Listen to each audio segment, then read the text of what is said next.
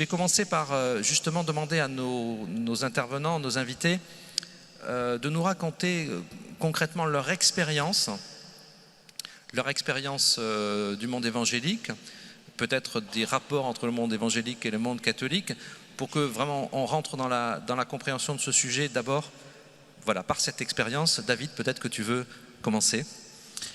Alors je suis fils de pasteur évangélique, donc j'ai grandi dans l'église évangélique. La particularité, c'est que mon père faisait partie d'un réseau d'églises évangéliques américaines. Donc très jeune, tous les étés, j'allais aux États-Unis. Et donc j'ai découvert aussi ce qui se passait là-bas. Des énormes églises avec 10 000, 15 000 personnes. Des dynamiques qui étaient... C'était vraiment une autre planète. Quand on était en France, on était une petite centaine dans l'église. Et puis là-bas, c'était vraiment un autre monde. Et donc, ça m'a beaucoup nourri. Et ensuite, j'ai fait des études en communication. Et j'ai toujours été très frustré par ce décalage de me dire, on a le même Dieu, on a le même message, mais pourquoi il y a un tel décalage dans la réception du message ? Et du coup, j'ai eu envie de me former à la communication, parce que mon analyse est la suivante, c'est qu'il y avait vraiment un problème de communication entre ce que mon père avait envie de transmettre et puis la manière dont les gens le recevaient. Il y avait vraiment quelque chose qui collait pas. Et donc pendant des années, c'est que là, de cette expérience on a lancé l'agence avec cette envie de parler la même langue que les gens qui étaient autour de nous. Donc pendant des années, notre mission qu'on se donnait, c'était changer le regard que les gens peuvent avoir sur Dieu et sur l'Église, dans cette volonté d'être proche et de partager ce message. Et donc, par cette entreprise, j'ai été amené à travailler dans les coulisses de beaucoup d'organisations chrétiennes. Au début, c'était essentiellement des organisations protestantes. Puis ensuite, j'ai découvert le monde catholique. Alors pour moi, c'était vraiment un monde très loin du mien, encore plus loin de ce que j'avais vécu aussi aux États-Unis. Et puis, alors à titre personnel, ça m'a beaucoup nourri, ça continue de beaucoup me nourrir, mais je pense qu'on va en parler un peu plus tard. Donc voilà, moi j'ai cette casquette à la fois de bien connaître le monde évangélique et surtout ces églises qui se veulent modernes, en tout cas qui veulent se rendre accessibles, et en même temps bien connaître le milieu catholique et puis ses aspirations d'évangélisation. Voilà. Merci. Un jour, on fera une autre table ronde pour savoir si les évangéliques pourraient s'inspirer des catholiques, mais ce n'est pas le sujet du jour. Et je sens que, du coup, tu pourrais participer aussi à cette table ronde. Il y a beaucoup de choses à dire, oui. De manière générale, je trouve que c'est assez intéressant et je pense que c'est aussi l'enjeu du Congrès Mission. Un des enjeux du Congrès Mission, c'est le partage d'expériences et qu'on puisse tous, avec nos sensibilités, nos expériences et nos parcours, s'inspirer de ce qui est vivant dans l'expérience des autres. En tout cas, c'est ce qui m'intéresse aussi ce matin. Père Michel, j'allais dire, a priori, on vous imagine un peu loin à travers l'abbaye de la Grâce du monde évangélique. J'ai envie de vous dire, qu'est-ce que vous faites là avec nous ce matin ? Je ne sais pas trop. Non, moi, je suis né et j'ai grandi dans une culture complètement étrangère au monde évangélique. À la Grâce, on chante en grégorien, on porte l'habit, on est dans un monde qui pourrait paraître le plus opposé possible au monde évangélique. Mais il se trouve qu'ayant à cœur la mission, et la mission de plein vent, dans mon diocèse, j'ai rencontré des évangéliques. Alors d'abord, des gens du voyage, puisque nous vivons dans une zone où il y a beaucoup de personnes issues des gens du voyage sédentarisées, autour de Lézignan-Corbière, de Narbonne. Et donc j'ai découvert les évangéliques là, et ça m'a posé une question, c'est comment ces personnes que je n'arrivais pas moi à rejoindre, comment les évangéliques avaient-ils pu les rejoindre, et comment ces personnes qui ont une foi qui informe vraiment toute leur vie au quotidien ont-elles pu recevoir l'Esprit Saint, alors que moi, quand je prêchais, quand je les invitais, en fait ça ne leur disait rien. Et puis cette réflexion s'est prolongée, notamment par l'évangélisation de rue ou l'évangélisation sur les plages. J'ai découvert que les personnes les plus simples, des milieux sociologiques les plus simples, étaient touchées par le message évangélique, par la manière de vivre des évangéliques, alors que nous, catholiques, nous n'arrivions pas à les toucher. Et c'était une vraie souffrance de voir qu'on touchait des milieux bourgeois, que nos églises se remplissaient de gens qui étaient habillés à peu près tous de la même manière, et que je n'arrivais pas à rejoindre ces gens que je rencontrais sur les plages. Donc ça a été une vraie question, c'est qu'est-ce que les évangéliques font que moi je ne sais pas faire. Et puis j'ai aussi dans mon ministère eu l'occasion de rencontrer un certain nombre de personnes issues d'Amérique latine, qui étaient baptisés dans l'Église catholique et qui ont quitté l'Église catholique pour rentrer dans des églises évangéliques. Et en posant des questions, je me suis aperçu que nous avions beaucoup de choses à corriger sur les sacrements, sur la place du prêtre. Et enfin, voilà, j'ai eu leur retour qui m'a permis de changer des choses dans ma manière de faire. Henrik, quelle est ton expérience ? A priori, le micro devrait marcher. Eh bien, mon expérience, c'est qu'elle vient d'être résumée en fait par le frère Michel. Pourquoi, au fond, est-ce que les évangéliques arrivent à attirer autant de monde en étant aussi simples et directs? Pourquoi est-ce que les évangéliques percent autant dans les milieux qu'on dit populaires, les gens ordinaires, mais les gens, en fait, tout le monde? Moi aussi, j'ai été attiré par les évangéliques. Si tu peux parler peut-être plus près du micro. Oui, voilà, je peux parler beaucoup plus près du microphone. Vous m'entendez? Moi-même, j'ai été membre d'une église évangélique pendant de nombreuses années. Comme le suggérait frère Michel à l'instant, on agit souvent en fonction des codes et des habitudes et des conventions et des normes qui viennent de la culture dont on est issu. Alors moi, je suis suédois et je suis né dans un univers culturellement et religieusement marqué par le protestantisme, mais aussi par une culture totalement sécularisée. Et donc je viens d'un univers où mes parents n'allaient jamais à l'église, par exemple. Et quand je suis arrivé en France, j'ai rencontré le catholicisme. Je me suis vite marié avec une femme qui est toujours ma femme et qui m'accompagne depuis 30 ans. Elle m'a fait découvrir le catholicisme. Et donc j'ai assez vite commencé à fréquenter les milieux catholiques. Et à un moment donné dans ma vie, j'ai traversé un moment extrêmement difficile, et difficile pour toute ma famille. Et j'ai rencontré le Christ, tout simplement. La question était alors, vers quelle église est-ce que j'allais me tourner? Je n'ai pas réfléchi longtemps. Je me sentais spontanément attiré par les milieux évangéliques ou les milieux protestants dont je maîtrisais les codes. Donc, je me suis tourné vers une église évangélique. En même temps, j'aurais pu aller vers l'église catholique directement, puisque je connaissais bien les milieux catholiques, mais frère Michel l'a dit, il ne me parlait pas de Jésus. Je suis un peu direct, hein, et j'exagère. Bien entendu, j'ai connu il y a déjà très longtemps énormément de catholiques qui étaient tout à fait convertis et tout à fait convaincus du message du Christ, qui avaient un témoignage très important à m'apporter. Mais je n'écoutais pas. Je suis allé à une église évangélique, il y avait la musique que j'aimais. Il y avait des gens qui parlaient avec beaucoup d'authenticité de Jésus. Et ça me parlait aussi, parce que j'avais besoin de ça, à ce moment-là de ma vie, parce que je traversais un moment difficile. J'insiste là-dessus, parce qu'on est ici pour apprendre à évangéliser. Quand il y a des gens qui viennent vers l'église catholique, ou d'autres églises, et ils sont peut-être pas forcément des enfants, ou même des jeunes, mais souvent ils ont notre âge, mon âge. Souvent ils viennent parce qu'ils traversent un moment difficile. Pensez à ça. Donc c'est très important de pouvoir leur parler, pas seulement de Jésus, mais d'eux et de leur vie. Il est important qu'ils puissent comprendre l'univers de l'Église dans laquelle ils sont.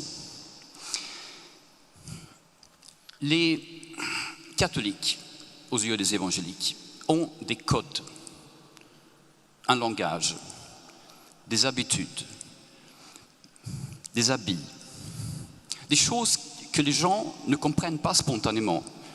Pour les comprendre, il faut qu'ils comprennent la culture catholique. Les évangéliques n'ont pas du tout ces codes-là. Ils ont d'autres codes qui sont plus fins, plus compliqués à comprendre à première vue, bien entendu. Mais ils ont des codes qui ressemblent en fait à ce que vous avez autour de vous dans la société en général. Pas d'habits, parfois il n'y a même pas la croix dans les temples évangéliques. Ils parlent comme vous. Quand ils prient, ils parlent normalement. Ils ne prient pas comme ça, hein. Ils prient, Jésus, j'ai besoin de toi. Ils sont simples. Et bon, ça c'est mon truc à moi, hein, mais chacun son truc, n'est-ce pas?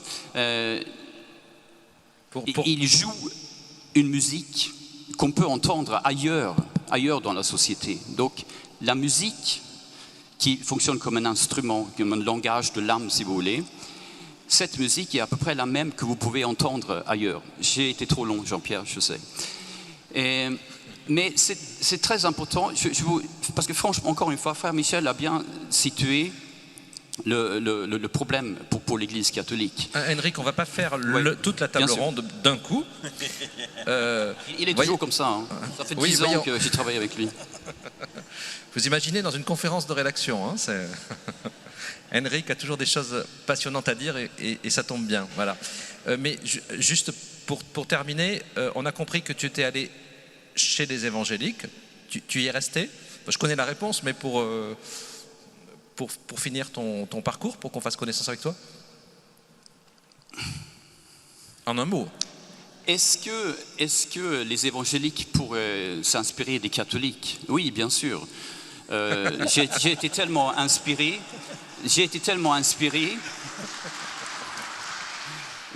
Quand j'étais évangélique, j'étais tellement inspiré finalement par l'Église catholique que je me suis tourné vers elle et je suis devenu catholique. En cœur et en âme, mais même formellement. J'ai même participé à un rite où j'officialisais le fait d'être accueilli et reçu dans l'Église catholique. Mais ça, Jean-Pierre, ça pose aucun problème. Il n'y a rien de plus intelligent, de plus profond que l'Église catholique. L'Église catholique, c'est la continuité, c'est l'historicité, c'est la tradition. On reviendra, si vous voulez, David, bonhomme, là-dessus sur la tradition. C'est la succession apostolique. Il y a 1001 raisons pour être dans l'Église catholique. Mais ça, ce n'est pas le problème aujourd'hui, ce matin. Alors, ce n'est pas le problème de ce matin, en effet, mais c'est un problème, une question intéressante et passionnante. On a commencé par dire tout ce qu'il y avait d'intéressant dans le monde évangélique. Moi, j'ai envie de vous dire... attendez, parce que quand j'écoute la radio, j'allume la télé, je lis les journaux, j'entends dire que les évangéliques, c'est le grand méchant loup. Hein, ils vont nous croquer, voire ils vont nous donner le virus, le coronavirus. Vous vous souvenez de cet épisode au début de la pandémie, quand on a montré du doigt une communauté évangélique, la porte ouverte à Mulhouse, je crois, en disant, voyez, ça c'est les évangéliques et le virus, il est là. Et puis, on nous parle des évangéliques en les associant avec Trump. Ça fait pas très bonne impression. Enfin, peut-être que ça fait bonne impression à certains, mais il y en a beaucoup à qui ça fait une très mauvaise impression. Bref, on a plutôt l'idée que quand on emploie le mot évangélique, ça veut dire fanatique, secte. Je parle des médias en général. Je ne sais pas si les médias en général ça existe, mais quand même c'est un peu le bruit de fond que moi j'ai entendu, et quand je suis monté un peu au créneau pour défendre ce que j'appellerais peut-être le prolétariat du christianisme. Je ne sais pas si vous partagez cette expression, mais ceux qui sont mal considérés quelque part, ça a été un petit peu tendu. Alors voilà, je ne sais pas comment vous percevez, est-ce que vous entendez ça, et est-ce que c'est fondé aussi, et voilà, David. Alors déjà, moi c'est pareil, quand j'entendais le milieu catholique, pour moi les catholiques c'était tous les mêmes. Et quand on dit évangélique, on se dit c'est tous les mêmes. Mais il y a une multitude de sensibilités. Il va y avoir des gens beaucoup plus réservés, dans le silence, d'autres qui sont extravagants. Et je pense que les médias, ils ont trouvé un filon pour faire un peu du buzz, c'est d'aller dans des milieux très charismatiques et surtout aller chercher la délivrance extrême, la personne qui se roule par terre, qui en fait des tonnes, des milieux où voilà, on est un peu borderline. Et ce qu'il faut savoir aussi dans le milieu évangélique, c'est qu'il y a des institutions, mais n'importe qui demain peut dire voilà, moi je fais une église et je suis pasteur et je fais à ma sauce. Et les autres évangéliques vont dire bon ben non, on le connaît pas, on sait pas qui il est, mais il va se dire évangélique. Et forcément, s'il fait n'importe quoi, les médias ils seront très intéressés d'aller voir un peu ce qui se passe. Donc moi ça m'étonne pas qu'il y ait cette mauvaise presse, parce que ça fait un peu presse à scandale, quoi. C'est marrant à montrer, il y a des images un peu chocs. Donc non, je suis pas étonné de ça, mais c'est pas très représentatif du reste des évangéliques. Alors, moi, en tant que catholique, notamment pendant cette période du confinement, j'étais jaloux. J'étais jaloux des évangéliques parce qu'ils apportaient dans le débat médiatique souvent quelque chose que j'aurais aimé voir porté par les communautés catholiques, c'était une parole de rupture avec le monde. Vraiment, ils disaient, au nom de Jésus, nous ne nous conformons pas forcément à tous les codes du monde. Ce n'est pas forcément une opposition bête, complotiste, etc., aux lois sanitaires, mais dire Jésus est premier. Et j'ai admiré, j'ai jalousé certains discours évangéliques, le courage de certains évangéliques pour demander l'ouverture du culte. Et je crois que là, ils ont fait du bien à nos pasteurs, à nos évêques. Et je pense que souvent, quand les évangéliques sont mal vus, c'est parce qu'ils osent apporter, prendre au sérieux tout simplement la parole de Jésus. Vous n'êtes pas du monde. Merci. Henrik? Non, mais je pense que je vais laisser le frère Michel parler à ma place. Hein, parce que là encore, il vient de dire quelque chose qui est extraordinairement important. Les évangéliques osent. Ils osent. Parfois, ils en font trop. Parfois, ils se livrent à des pratiques qu'on peut qualifier de prosélytes, mais c'est très rare. En fait, ils osent parler de Jésus. S'ils sont contre l'avortement, ils osent le dire. S'ils sont contre l'euthanasie, ça c'est plus facile d'être contre l'euthanasie et le dire. S'ils sont contre tel ou tel phénomène sociétal qu'ils n'apprécient pas, ils le disent. Mais ils n'insistent pas là-dessus. Ils insistent toujours sur leur témoignage chrétien. Ils osent le faire. Et moi-même, j'ai approfondi ma foi dans l'église baptiste à laquelle j'appartenais. J'ai approfondi ma foi en étant souvent provoqué par le pasteur qui faisait souvent des prédications, non pas volontairement provocatrices, mais qui me provoquaient, qui m'obligeaient à réfléchir. Entre parenthèses, ce serait bien si les homélies parfois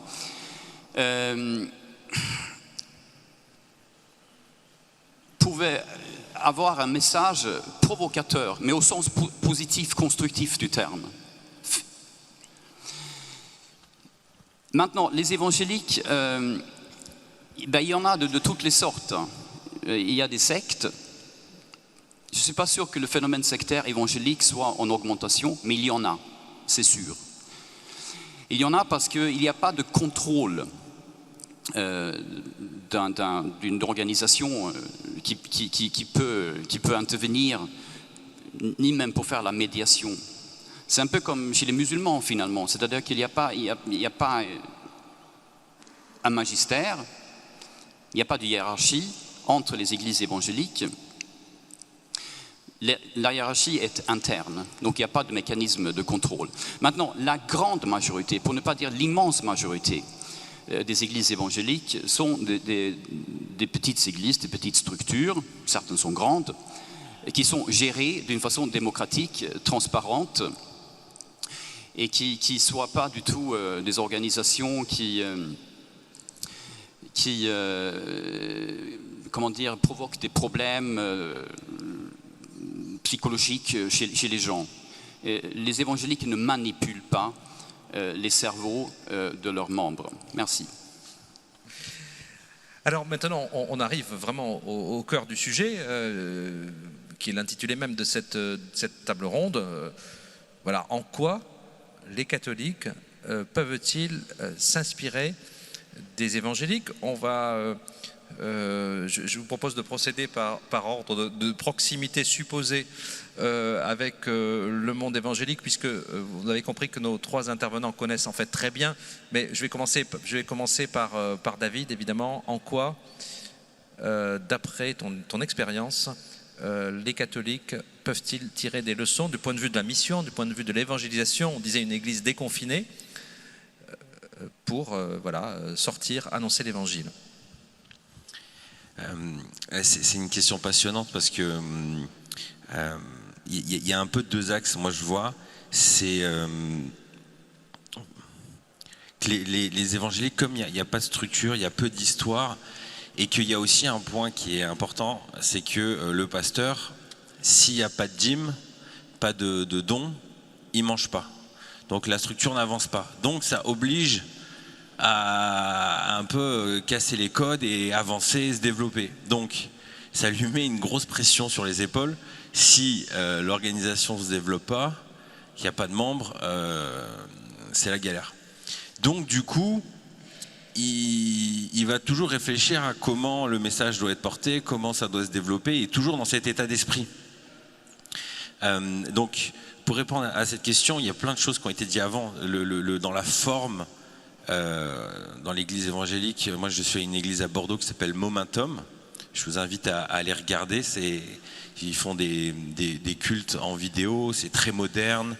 Il y a cette volonté, et donc je dirais pas tous les évangéliques. Quand je dis s'inspirer des évangéliques, je dirais s'inspirer de ceux qui ont une volonté d'aller partir des besoins, des problèmes des gens. Et l'homélie, nous on appelle ça la prédication. Mais beaucoup de pasteurs travaillent leur prédication en partant des problèmes des gens. Problèmes autour de la dépression. Qu'est-ce que Jésus a à dire sur ce sujet-là? L'insomnie, les problèmes de couple, trouver une carrière, une destination, donner du sens. Et en fait, on part du besoin et on essaye de mettre Christ au milieu de tout ça. Donc moi, à chaque fois que je vais à la messe, je me fais violence, j'essaye d'écouter, en plus je ne connais pas les codes, donc est-ce qu'il faut que je me lève, je m'assois, enfin je suis un peu perdu, et je pense qu'il y a un gros travail à essayer de se mettre dans la tête de gens qui ne sont pas du milieu catholique, et comprendre la difficulté que c'est de comprendre la messe, de ce qui se passe, et un évangile qui est obligé d'être accessible. Sinon, il meurt, il n'a pas le choix. Il ne peut pas maintenir un super bâtiment avec 5 personnes qui viennent le dimanche.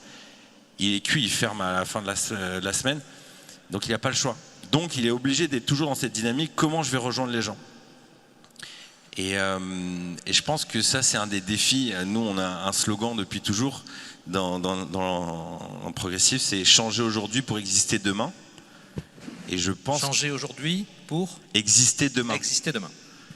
Et je trouve ça génial, ce congrès, de cette volonté de se remettre en question, de se poser les bonnes questions sur l'avenir de l'Église, parce que moi, la sensation que j'ai, c'est vraiment il y a une histoire derrière l'Église en France, il y a des beaux bâtiments, il y a des moyens, il y a encore du monde, mais c'est comme il faut relancer la machine. Et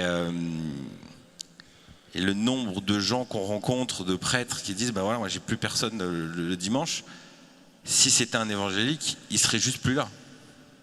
Et donc ça maintient quelque chose, même s'il n'y a plus de fruits. Donc c'est cette volonté d'aller chercher. Et la prédication, les deux leviers on dit les 3 leviers d'une église évangélique qui grandit, c'est la louange, la modernité dans la louange, la prédication, la pertinence de la prédication, et la communauté. Et je dirais, ça c'est aussi un élément. Le nombre de fois où je suis allé à la messe, personne ne m'a parlé. Il y a personne qui est venu me voir, ah vous êtes nouveau, vous êtes dans le coin. Dans beaucoup d'églises évangéliques, un peu une tradition, on vient, on dit venez manger à midi. Vous êtes du coin, bienvenue, on est super content.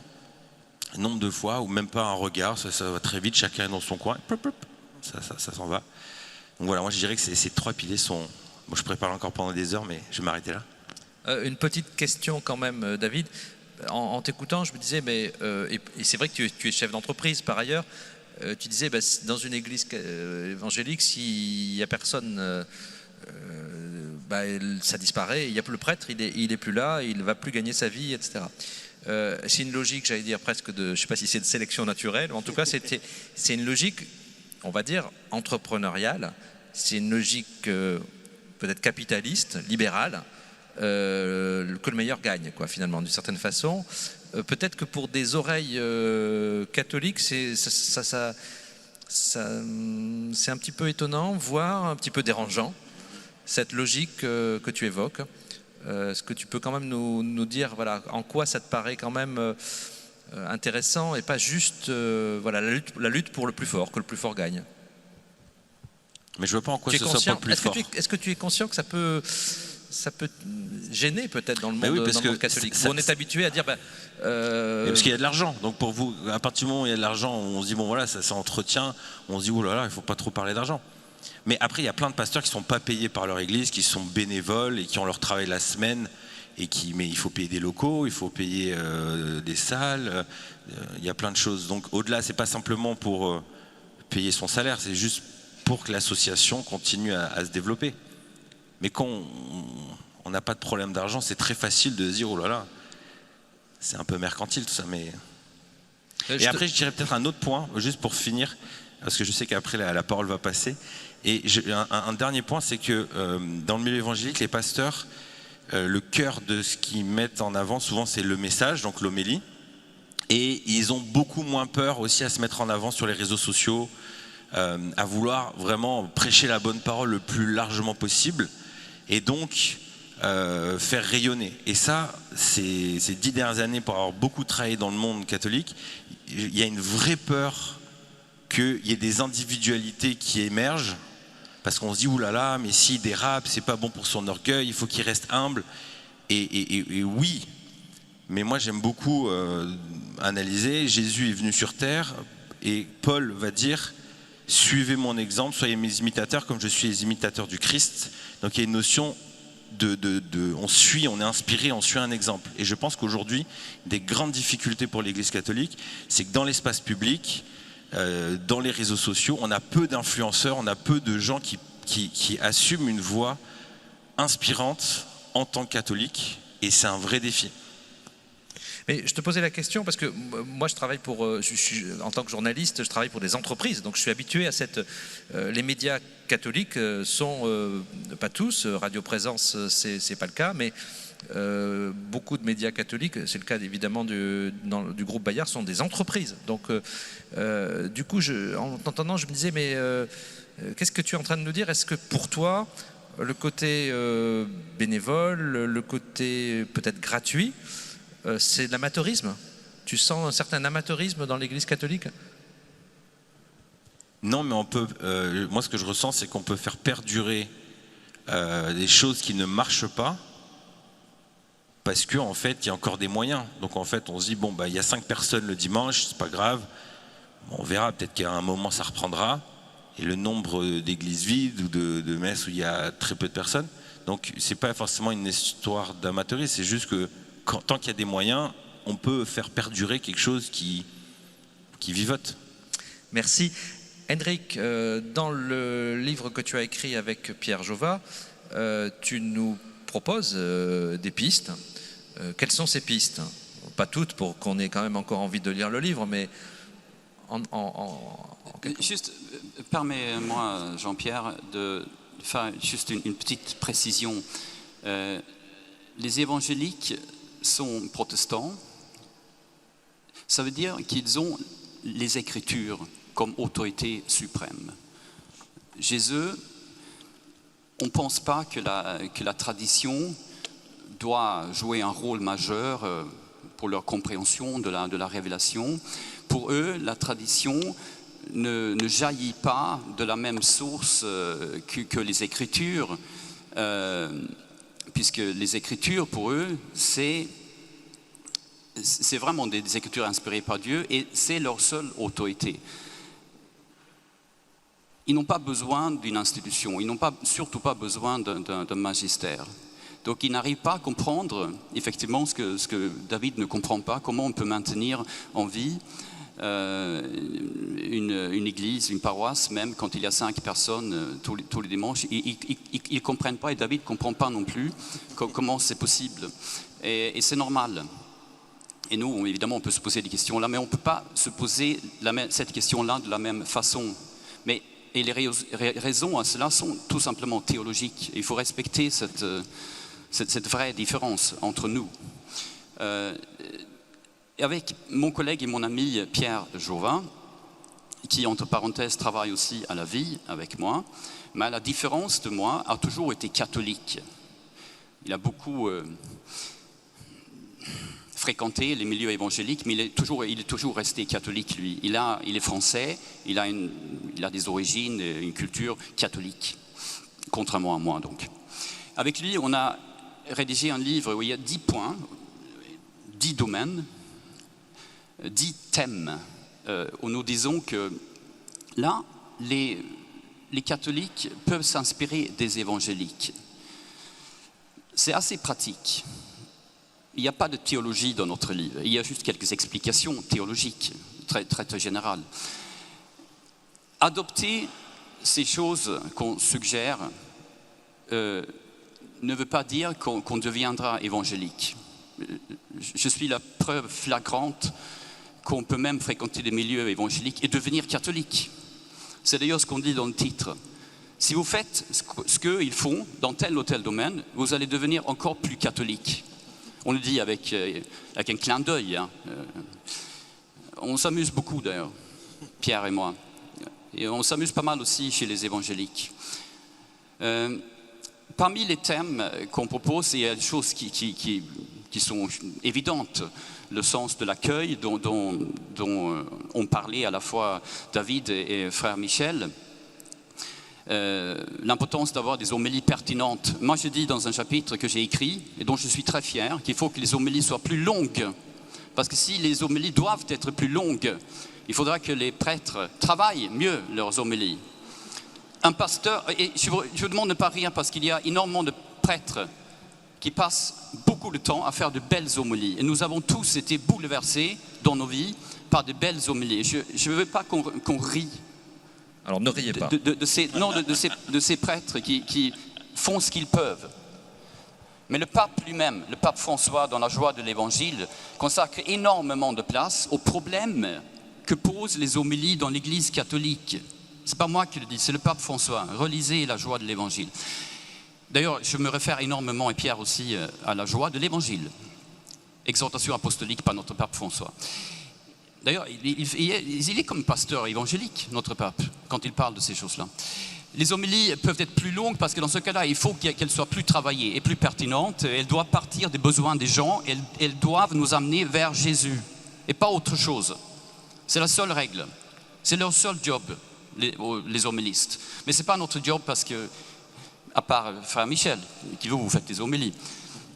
Nous disons aussi, nous rappelons évidemment des choses absolument évidentes, comme il faut une musique pertinente. La musique, elle peut être belle, classique, elle peut même être traditionnaliste, grégorienne si vous voulez, mais il faut qu'elle soit belle, il faut qu'elle parle, il faut qu'elle puisse élever l'âme, il ne faut pas qu'elle soit moche.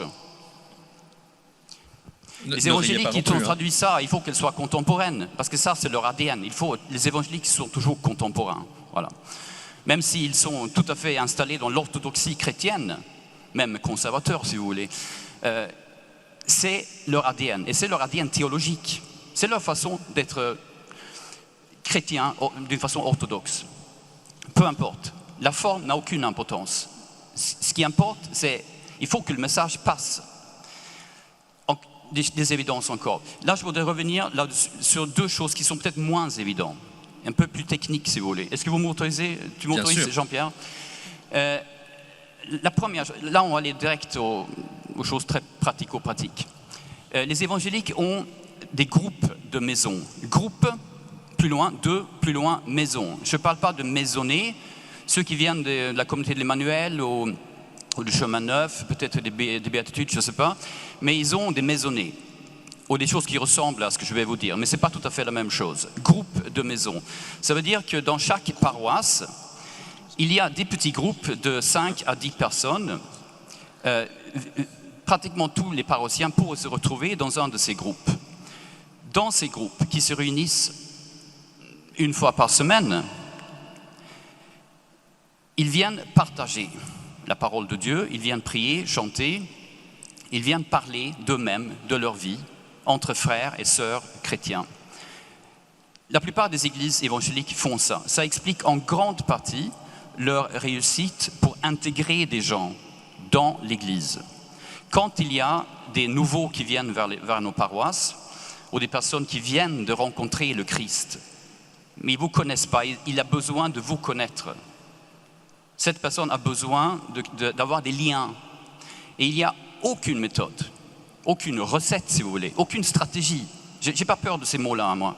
Je viens des évangéliques. Recette, stratégie, on peut dire ça. Il n'y a aucune méthode qui soit meilleure pour intégrer les gens.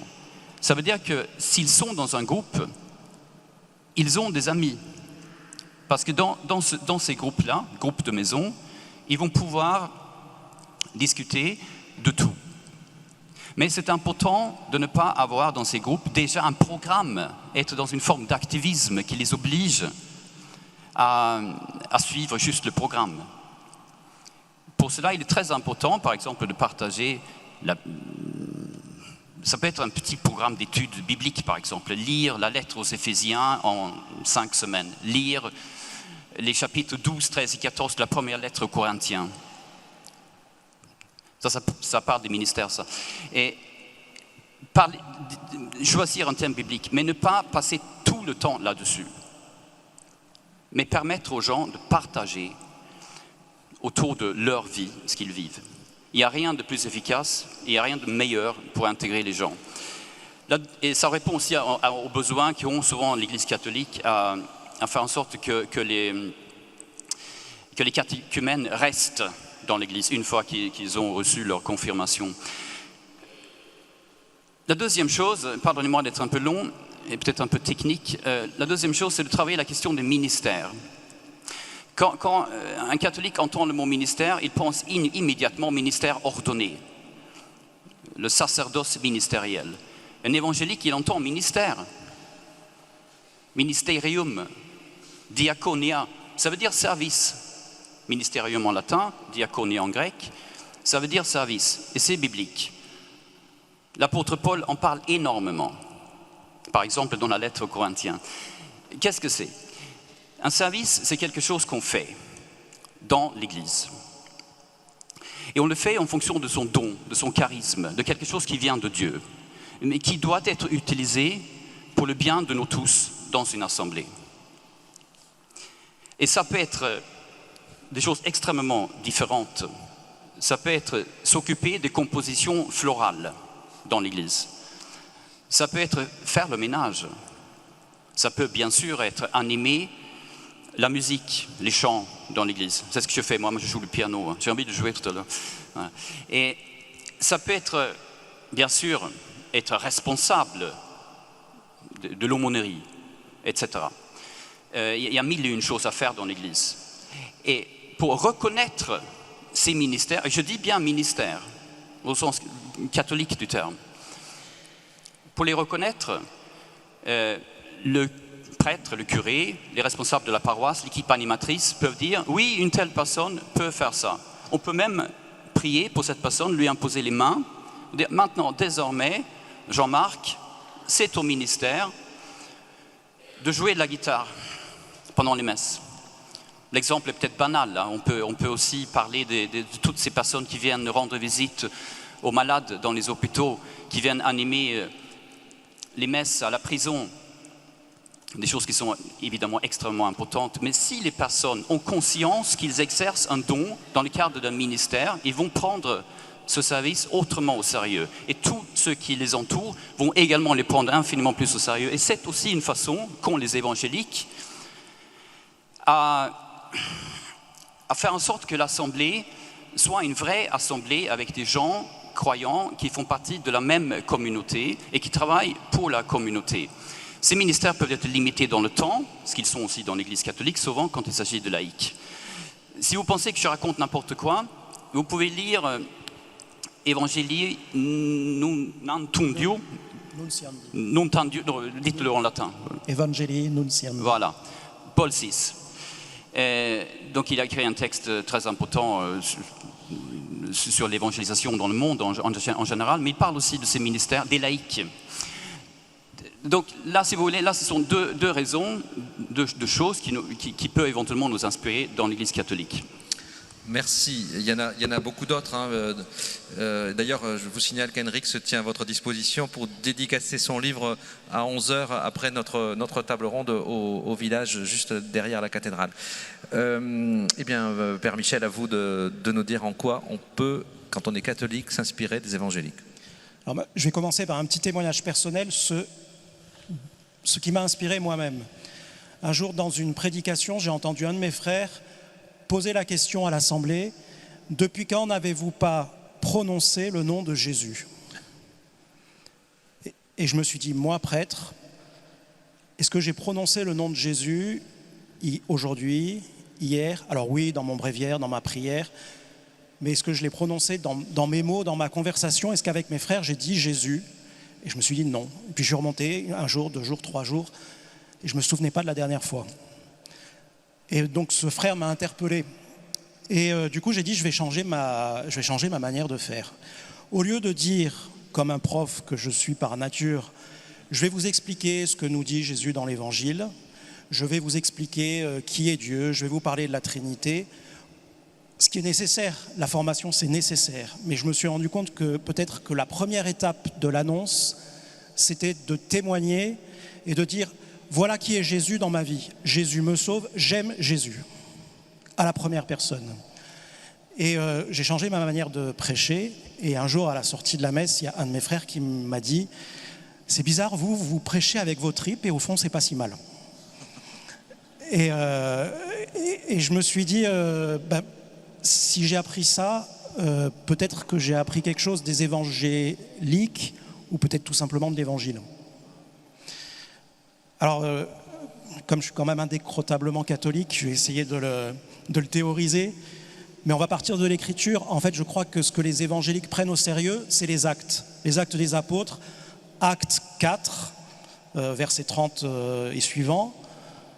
Quand l'Esprit Saint descend, qu'est-ce qui se passe? Le premier effet, c'est qu'ils annoncent le royaume de Dieu avec assurance. Et souvent, les catholiques l'annoncent selon le plan pastoral diocésain, selon ce qui a été décidé en conseil pastoral selon ce qui a été discerné dans l'EAP. Mais est-ce qu'on annonce avec assurance? C'est-à-dire, est-ce qu'on peut se lever? Est-ce que quand je sors dans la rue, si quelqu'un me parle, je peux lui dire « Jésus me sauve aujourd'hui, voilà, je l'ai rencontré ce matin, je l'ai prié, je lui ai parlé, il me sauve, il m'aime. » Alors peut-être que ce n'est pas dans le plan, mais ce n'est pas grave. Donc ça c'est le premier point, je crois que les évangélistes prennent au sérieux, c'est annoncer avec assurance. Et le deuxième point, c'est le verset suivant dans les actes, c'est « Ils mettaient tout en commun, ils n'avaient un seul cœur et une seule âme ». Et effectivement, l'expérience d'une messe catholique où tout le monde sort sur le parvis, on se fait un petit sourire, et puis chacun se disperse, on se dit quel est le fruit de l'Eucharistie? Est-ce que c'est l'unité de la communauté? Alors elle est peut-être très spirituelle, tellement spirituelle qu'elle ne se voit plus. Et si elle ne se voit plus, alors elle ne s'expérimente plus. Parce que ça, c'est un trésor que nous avons, nous catholiques, c'est les sacrements, et les sacrements, c'est des signes sensibles, qui ne sont pas que des signes, qui sont efficaces.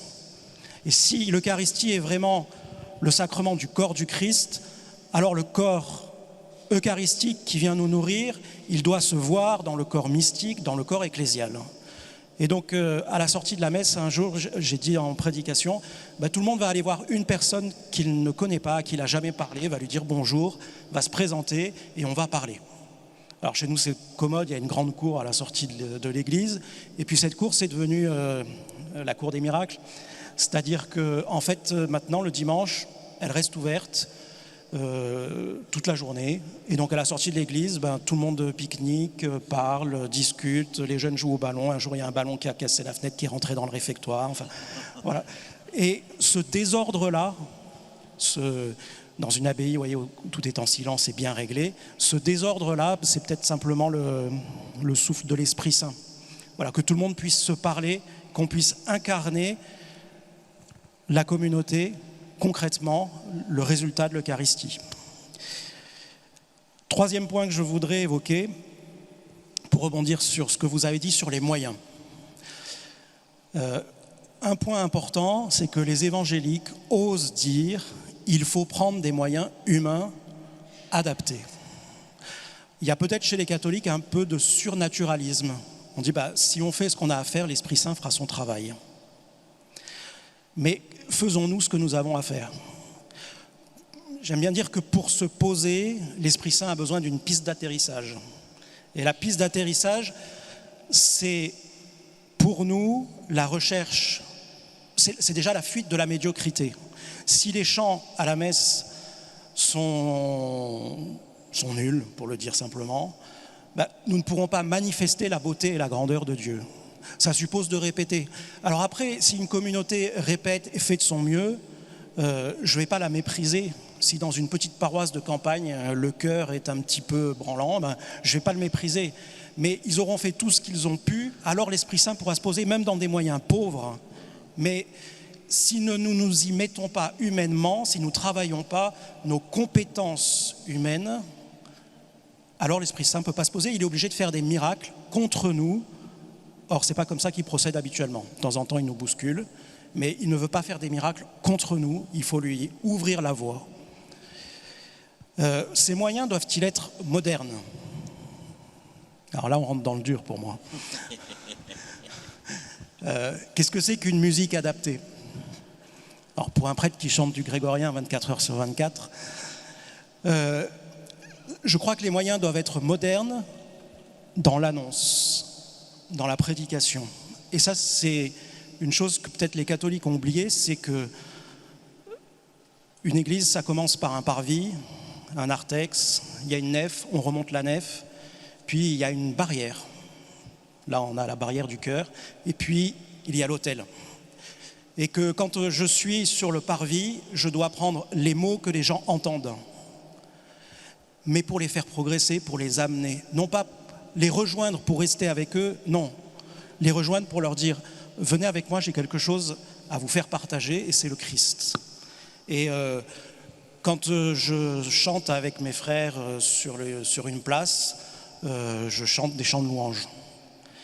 Et puis petit à petit, je veux amener ces personnes à une rupture avec cette culture moderne ou anti-culture moderne, on pourrait discuter, ce n'est pas le lieu.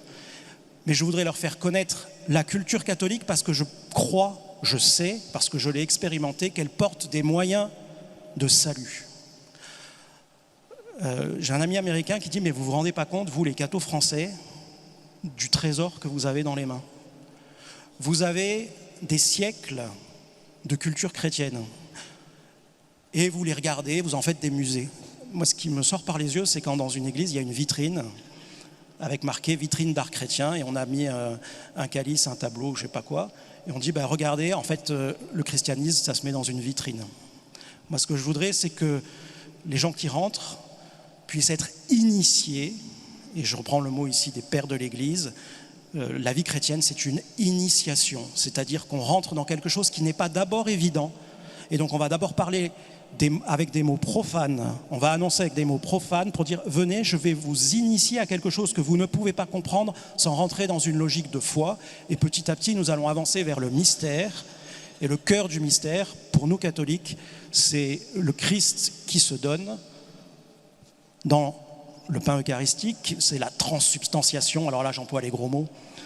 Et si je n'ai pas été initié, je ne peux pas comprendre pourquoi le cœur de nos cultes, le cœur de nos messes, c'est le moment où il ne se passe rien.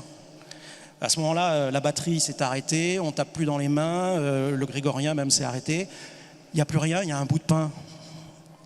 Mais ça, pour ça, il faut avoir été initié, il faut avoir été conduit. Et là, il faut prendre les bons moyens, les moyens modernes, des moyens professionnels pour que ça se soit compris.